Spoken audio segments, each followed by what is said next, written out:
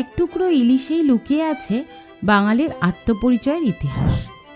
ইলিশ মাছ কি কেবলই স্বাদের জন্য বাঙালির জাতীয় খাদ্য তালিকায় স্থান পেয়েছে, নাকি এর পেছনে আছে শতাব্দী প্রাচীন সাংস্কৃতিক গল্প?